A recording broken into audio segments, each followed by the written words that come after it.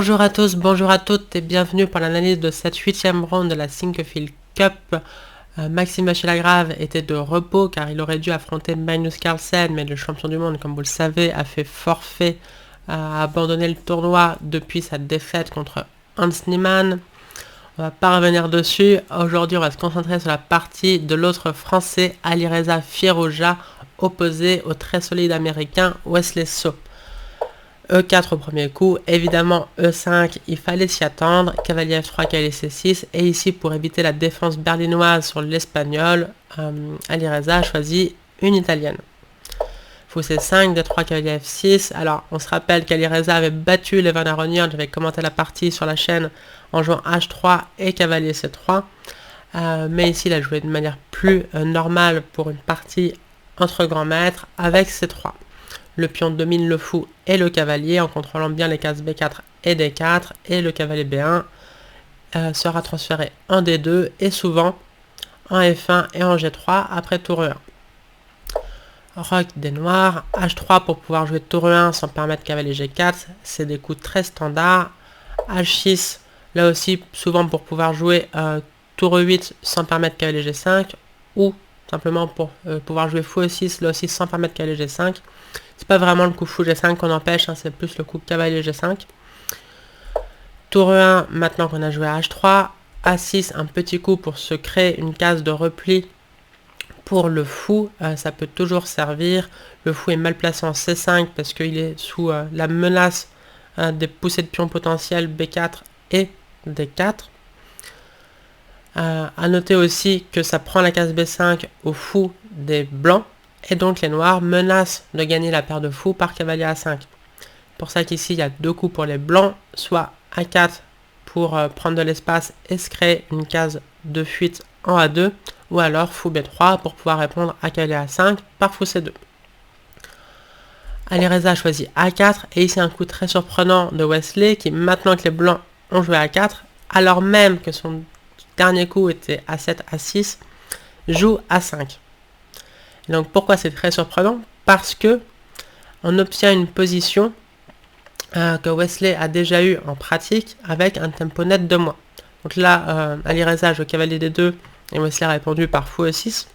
Donc si on a cette position très au blanc, et Wesley a déjà joué après Roc, donc la même partie, sur A4, qui est un coup possible, menace de gagner une pièce. Hein, donc là, si on joue H6 bêtement ou peu importe, B4 gagne le fou, ou en tout cas le cavalier, enfin une pièce mineure. Sur fou B6, il y a A5 et le fou n'a pas de case. Donc dans les deux cas, on est obligé de donner soit le cavalier, soit le fou. Donc sur A4, on peut jouer A6 pour pouvoir jouer B4, fou A7, ou alors on peut jouer A5. Et après les coups de développement standard, cavalier D2, H6, H3, fou E6, tour E1, on obtient la même position que dans la partie, mais très au noir. Et d'ailleurs, Wesley avait déjà obtenu cette partie contre Vichy Anand. C'était en 2017 à Londres, et Wesley avait d'ailleurs gagné en jouant fou prend C4, cavalier prend C4, tour E8. Maintenant fou E3, prise, cavalier prend E3, donc on voit que le cavalier D2 s'est replacé sur une case bien plus centrale. Là, c'est juste une position égale, mais Wesley l'avait donc emporté avec les pièces noires face à Anand. Et donc, dans la partie, on a la même position, mais très au blanc. Donc il y a un côté un petit peu déprimant qu'on puisse se permettre de donner un tempo net à son adversaire sans que ça change l'évaluation de la position, mais c'est un peu le problème ou l'avantage quand on analyse en profondeur avec l'ordinateur. Tout reste égal 0, 0, 0 à haute profondeur. Mais donc là, les blancs viennent de jouer cavalier D2. On pouvait se dire que leur coup suivant allait être cavalier F1, mais fou E6 par cette idée, parce que sur cavalier F1, coup de tonnerre dans un ciel serein, les noirs gagnent après cavalier prend E4. On ne peut pas prendre un E4 si la fou prend C4. On ne peut pas prendre un E6 intermédiaire, il y aurait cavalier prend F2, attaque la dame et prépare dans tous les cas une découverte, et le fou E6 est toujours en prise. Donc il ne nous reste plus que tour prend E4, mais D5 regagne la pièce avec intérêt. Donc cavalier F1 perd, fou prend E6 est très dangereux. Ça a déjà été joué par des grands joueurs, notamment Karyakin, Mais après fou prend E6, F prend E6, la tour et le fou sont très bien placés pour mettre la pression à l'aile roi et en particulier sur le pion F2. Il va y avoir du cavalier H5, peut-être même cavalier H7, suite dame F6. L'autre cavalier aussi peut participer très vite à l'aile roi en se replaçant via E7. Et avec les blancs, même si l'ordinateur donne comme toujours égal 0,0, c'est humainement assez inconfortable comme position. En pratique, il y a eu 2 coups qui ont été joués. Fou B5, tout d'abord, avec l'idée de jouer de D4. Et en cas de prise en D4, on pourra prendre intermédiaire en C6, et après B prend C6, reprendre C prend D4. Pour l'instant, si on regarde, on contrôle que 2 fois la case D4, les noirs 3 fois, mais le fou s'apprête à s'échanger contre le cavalier C6, et du coup, D4 sera possible. Mais ici, les noirs ont cavalier A7, tape sur le fou B5, évidemment, fou C4, on peut juste au moins répéter les coups, et peut-être même dévier. Donc le coup critique, c'est D4, mais maintenant, cavalier prend B5, en cas de D prend C5, on revient en A7, ça a déjà été joué. Et en cas de A prend B5, on peut prendre en D4 maintenant. Et le problème sur C prend D4, il y a fou B4. Les noirs ont la paire de fous, les blancs ont le centre, mais il n'est pas très solide ce centre. Les noirs vont pouvoir le casser par D5. Donc après E prend D4, le meilleur coup pour les blancs, c'est cavalier prend D4. Les noirs ont la paire de fous, ils peuvent la conserver par fou D7. Et c'est une position égale où la paire de fous des noirs et peut-être la faiblesse du pion B5 compense le centre des blancs. Alireza a choisi B3 avec l'idée de reprendre vers le centre en cas de prise en C4. Donc ça serait assez bon pour les blancs qui vont pouvoir rapidement faire fou B2 et D4, forgeant un très fort centre. Wesley connaissait évidemment la position, hein. Il a joué tour E8, fou B2 quand même, avec l'idée de faire D4, mais les noirs frappent au centre les premiers par D5. E prend D5, il y aurait eu fou prend D5, et c'est les noirs qui ont le pion E5 contre le pion D3 qui est arriéré sur la colonne ouverte. Pardon, pas D4 du tout. Ici, ça serait égal, mais peut-être même les noirs seraient du bon côté de l'égalité. Donc à la place, réaction typique d'Alireza, fou B5, profite de l'affaiblissement de la case B5 provoqué par le coup A6, A5, et met la pression sur le pion E5, affaibli par la poussée D5. Donc le pion E5 est en danger. Par exemple, après cavalier H5, là ça n'irait pas. On peut prendre en D5. Sur fou prend D5, cavalier E4 attaque le fou à C5. Si le fou veut rester sur cette diagonale, ici les blancs sont gagnants. Après C4, libère le fou avec gain de temps. Donc on voit le cavalier, le fou et la tour aussi, mais aussi ce fou participent tous de manière concentrique à l'attaque contre le pion E5. Sur fou prend E4, on reprend de la tour et le pion E5 va être perdu. Le seul coup pour protéger le pion, ce serait de jouer F6, mais c'est toujours beaucoup trop affaiblissant, surtout avec un cavalier en H5. Alors là, l'ordinateur donne D4 plus 5, mais on peut juste jouer cavalier prend E5. Là, ça marche. En cas de recapture du cavalier, on joue dame prend H5 et c'est totalement gagnant. En parlant de cavalier H5, juste petite précision. Enfin, cavalier H5, cavalier prend E5. Ici, sur cavalier H5, donc j'ai joué E prend D5. Bon, j'ai joué, c'est le coup de l'ordinateur. Pas cavalier prend E5. Ici, ça perdrait pour les blancs. Dans cette position précise, il y aurait fou prend F2, échec. Roi prend F2, dame H4, échec. On n'a pas G3. On bouge le roi. Maintenant, les noirs récupèrent le cavalier E5. La dame protège le cavalier H5. Et on est très très mal avec le roi hyper faible et toutes les pièces noires qui l'attaquent. Donc cavalier H5 sur fou B5 perd la partie. Mais Wesley a joué d'abord D prend E4. Et ici, erreur d'Alireza qui aurait dû se contenter de jouer cavalier prend E4. En cas de prise en E4, on peut reprendre de la tour pour mettre la pression sur le pion E5. C'est vraiment la faiblesse. Après fou D5, l'ordinateur donne une jolie variante égale. Fou prend C6. Et ici, non pas fou prend C6, mais B prend C6, on va comprendre pourquoi.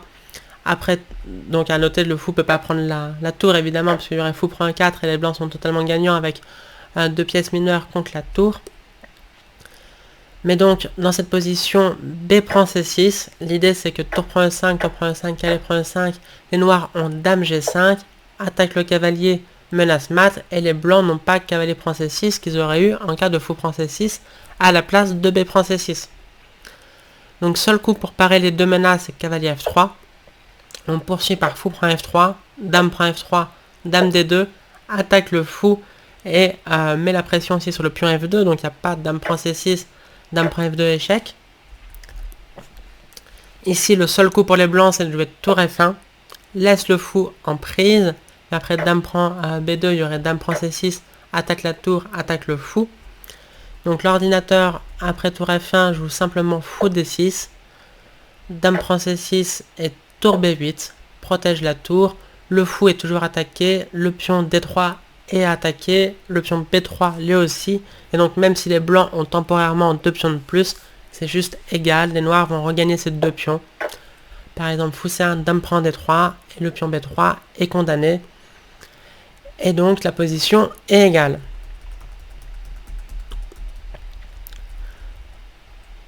Et donc ici, Alireza était un peu naïf parce que les blancs menacent de prendre en E5 après fou prend C6, mais le seul coup pour protéger le pion, c'est que ça serait de jouer cavalier D7, mais là les blancs sont très bien.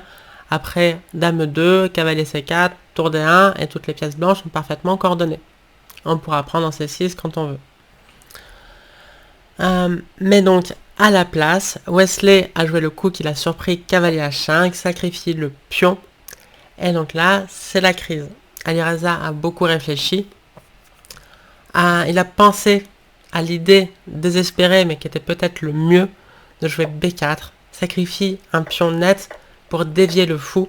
Et donc après dame C2 par exemple, les blancs sont peut-être pas foutus mathématiquement, l'ordinateur donne -1, et c'est vraiment la limite perdant nul. Mais en pratique, c'est vraiment désespérant de jouer avec un gros pion de moins, avec les blancs au 15e coup, alors que l'adversaire nous a donné un tempo dans une position théorique. Mais c'était le moindre mal.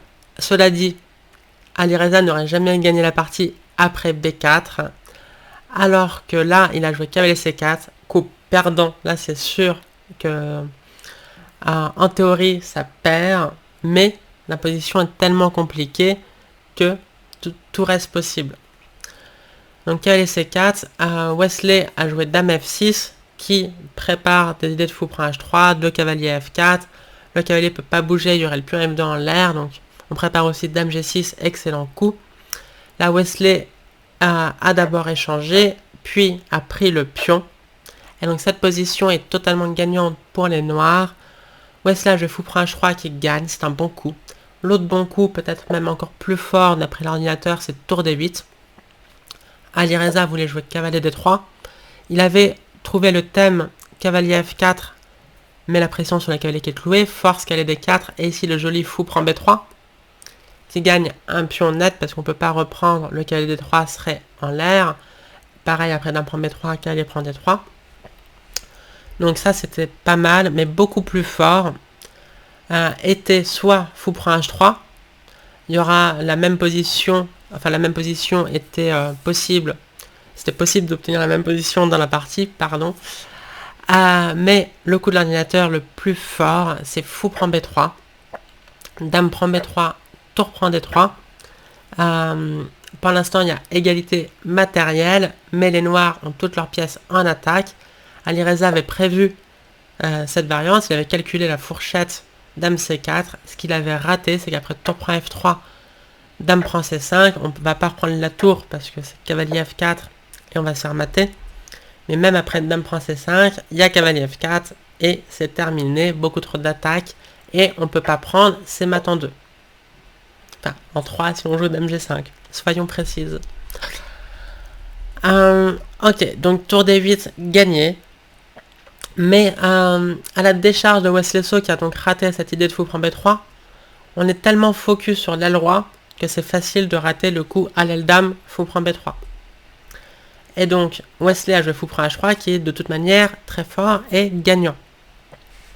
On ne peut pas reprendre en H3, là il y aurait tour prend E5, la tour reprend le cavalier, et évidemment, elle est imprenable, il y a prise en F2, et cavalier G3, échec et mat. Et donc si on ne reprend pas en E5, on va quand même se faire mater, il n'y a aucun cas où on survit à une attaque contre un roc exposé à cause de la poussée H3, de l'absence du pion G3, avec toutes les pièces noires qui attaquent. Donc, dans cette position, Alireza a joué le seul coup pour poser des problèmes pratiques, cavalier D3, et ici, tour D8 était le plus précis, et donc ça aurait transposé dans tour D8, cavalier D3, et à la place de fou prend B3, fou prend H3, c'est la même position. Ici, Alireza avait très bien calculé, cavalier D4, meilleur coup, dame G6, menace mat, meilleur coup, dame F3 par toutes les menaces, fou G4, attaque la dame n'a pas le choix que d'aller en E3, mais elle se met sur la même diagonale que le fou C5, et ici, Alireza avait trouvé le thème fou B6, excellent coup pour les noirs, avec l'idée de jouer C5, chasser le cavalier, puis jouer C4, découverte du fou contre la dame, qui sera exposée en l'absence du cavalier D4, et attaque le cavalier D3. Et donc là, il avait calculé Alireza que C4 perdait, donc C4, c'est une brillante idée, bon ça perd, mais c'est brillant, l'idée c'est d'empêcher C5, parce que dans ce cas-là on peut juste jouer cavalier F3, et vu qu'il n'y a pas C4, les noirs seraient ridicules à avoir joué C5 et enfermer leur fou B6. Mais ici, Alireza avait prévu fou prend D4, et le petit coup dame D6 attaque le fou D4 qui ne peut pas bouger parce qu'il y aurait dame prend D3. Donc il avait vu que c'était perdant, ce qu'il avait prévu de loin c'était fou A3, avec l'idée de pouvoir prendre, enfin d'empêcher C5 parce qu'on pourrait prendre. Et donc là, ce qu'il avait raté, et on peut pas trop lui en vouloir, c'était le brillantissime tour prend D4, C prend D4, fou prend D4, force dame prend D4, et maintenant fou F3 va mater, parce que sur G3, on peut prendre en G3 et jouer cavalier E2, échec, et dame G2, échec et mat. Évidemment, le cavalier est imprenable, dame prend G3, et dame G2, mat au prochain. Donc ok, cette idée de tour prend D4 était trop dure à prévoir de loin, mais Alireza avait vraiment bien vu toute cette variante et l'idée vraiment subtile fou B6 pour jouer C5, C4. Donc énorme capacité de calcul d'Alireza, même si il était foutu, hein, il a vraiment très bien calculé. Dans cette position, Wesley a joué dame G6, menace mat, cavalier H4, seul coup, dame G5 attaque le cavalier H4 qui ne peut pas jouer parce qu'il doit protéger le mat. Mais donc cavalier prend C5 et enfin Wesley s'est trompé. Ici il fallait jouer tour D8, dame F3, fou G4, dame E3, dame prend H4 avec un gros avantage pour les noirs, dû à l'attaque et aux meilleures pièces tout simplement. À la place, Wesley a joué dame prend H4 qui donne des bonnes chances aux blancs. Maintenant, c'est même sûrement objectivement égal. G prend H3, regagne la pièce. Ici, tour E5 était très dangereux, évidemment. Menace tour G5 et un mat rapide. Donc, Alireza avait prévu de jouer fou C1, parant tour G5, laissant le cavalier en l'air. Ici, il avait calculé tour prend C5 et cette finale, qui est égale. Dame prend G4, H prend G4, cavalier F6. Par l'instant, il y a égalité de matériel, mais les noirs attaquent le pion C3 et le pion G4. Et ici, Alireza avait prévu deux choses, soit de jouer F3, de donner ce pion, mais du coup, on aura une meilleure structure que les noirs, et le combo tour et fou contre le combo tour et cavalier. Donc c'est plus ou moins égal malgré le pion de moins. L'autre possibilité, c'est de sacrifier l'autre pion en jouant C4, et sur cavalier prend G4, fou F4, et là aussi c'est une finale à peu près égale. Bon, peut-être les noirs sont du bon côté de l'égalité, mais les blancs devraient égaliser à terme. Cela dit, il avait raté un très joli thème. Dans cette position, on peut jouer Dame D4, attaque la tour qui, de manière très surprenante, n'a pas de case. Et donc c'est juste égal. Par exemple, les noirs peuvent jouer Dame prend H3 et après Dame prend C5, Dame G4 échec et on va répéter les coups. Roi F1, Dame H3 échec, Roi E2 est un petit peu optimiste, on va se faire couper le roi par tour D8 et dans tous les cas, les noirs auront un perpétuel. Ok, donc Dame D4 c'était brillant, mais même trop brillant pour Alireza, mais de toute manière, peut-être qu'il l'aurait vu si Wesley avait joué tour E5, Wesley a choisi Dame G5, les blancs commencent à obtenir un petit plus, Dame G4 par l'échec, Dame prend C5 récupère la pièce, C4 excellent coup pour empêcher cavalier F6, on pourrait tout simplement le prendre et le pion G7 est cloué. Donc ce cavalier H5 qui défend le mat en G7 est aussi très mal placé, c'est un cavalier miroir MVL, mais donc un cavalier au bord à moitié mort comme on apprend aux enfants. Tour à B8, objectivement une imprécision, voire une erreur d'après l'ordinateur, même si Alireza pensait que c'était pas si clair.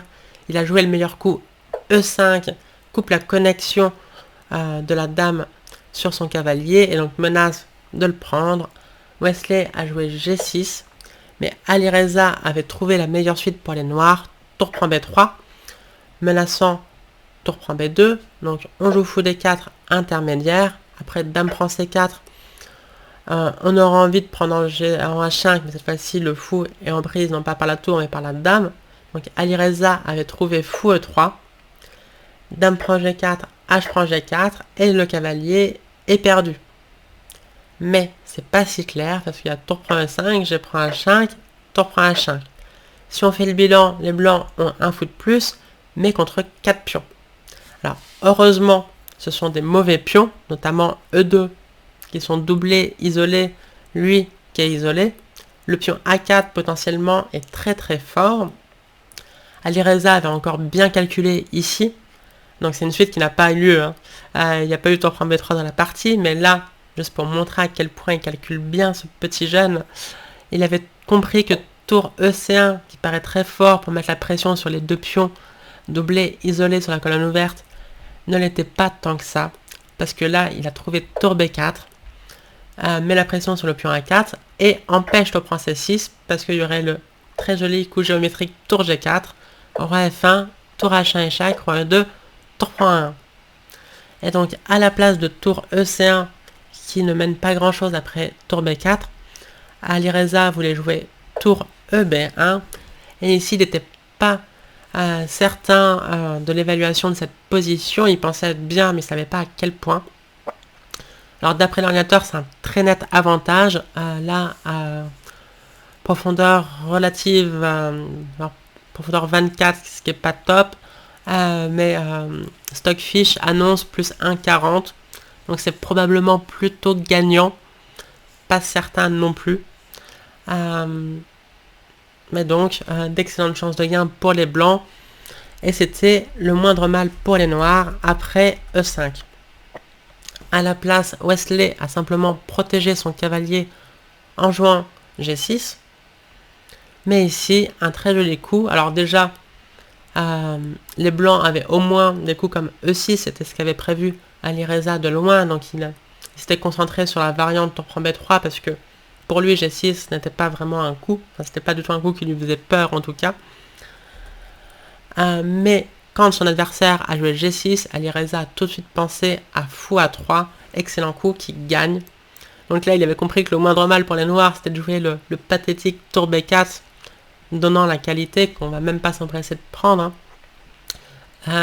Mais Wesley, le pauvre, a joué Dame B6. En fait, la dame n'a pas de bonne case. On peut pas aller en D4. On peut pas repartir par là, donc obligé de s'excentrer. Mais maintenant que la dame est hors jeu, on joue E6 et on attaque avec force. Fou, pion, tour, dame contre un roc affaibli, un roi bien esselé. Wesley a tenté C5 pour couper l'action du fou et pouvoir jouer avec la dame en défense, mais c'est trop tard. E prend F7, roi prend F7 dame D7, échec, roi F8, dame D5, menace fou prend C5, échec, gagne la dame. Donc roi G7, obligé pour parer à l'échec, fou prend C5 quand même, et après cavalier F6, on se prend pas la tête, petite finale, fou prend B6, cavalier prend D5, regagne la dame, tour prend 8, abandon de Wesley. Pourquoi? Tour prend 8 est forcé, et ici fou prend A5, les blancs ont 2 pions de plus, tour fou contre tour cavalier, c'est totalement gagnant, aucun espoir à ce niveau-là. Par exemple, cavalier B6, fou 7, roi échec, roi F7, A5, et ça gagne tout seul. Donc, Alireza s'est retrouvé perdant, comme dans sa partie contre Mamedyarov, mais il les a gagnés les deux. Ça montre sa résilience et aussi à quel point il est au-dessus dans les complications.